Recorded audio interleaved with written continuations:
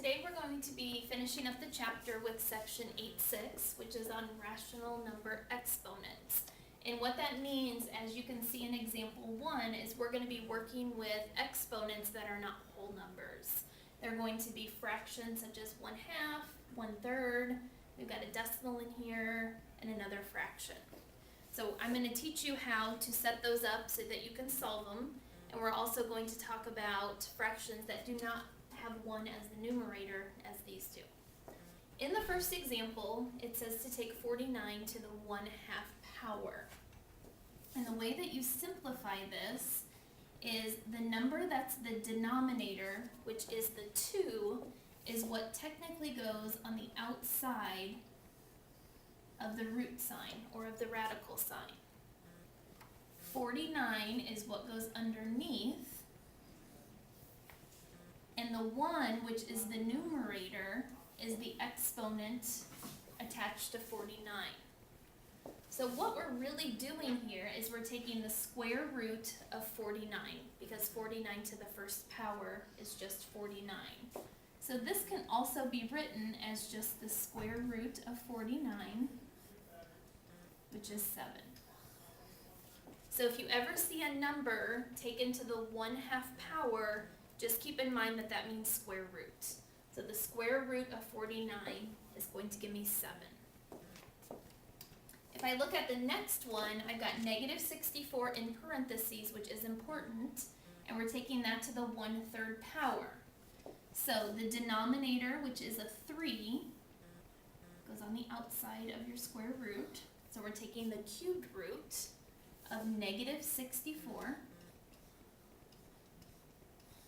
and that is to the first power. And -64 to the first power is just -64. Now, a few sections ago, Mrs. Stoneking talked to you about how to take cubed roots of things, how to take fourth roots of things. So we're trying to think of a number to the 3rd power that's going to give us -64. And if I do that, I know that it's -4.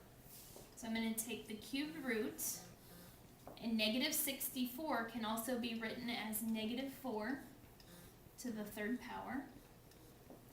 And the 3rd exponent and the 3rd root cancel out, and you end up with an answer of -4. And it might take some playing around with your calculator and some guessing and checking, but you should hopefully become familiar with what to the 3rd power is going to give you 64.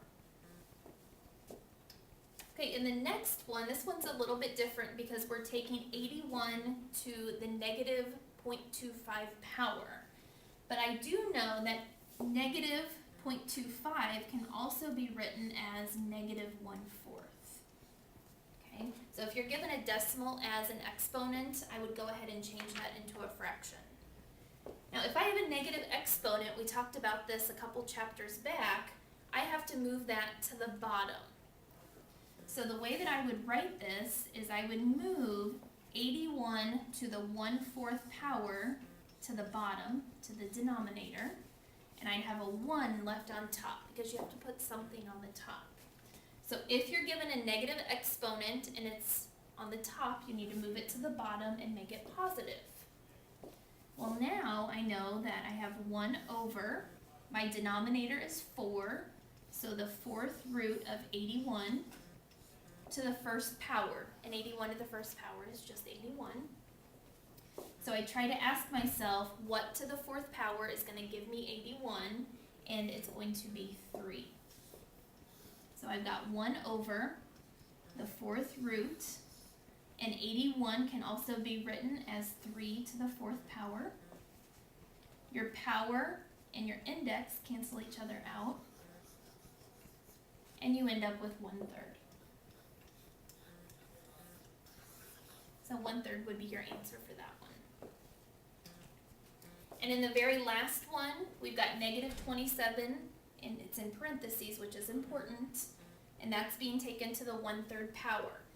So I know that means to take the cubed root of -27.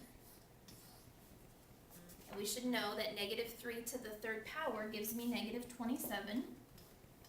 So the cubed root of negative 3 to the third power.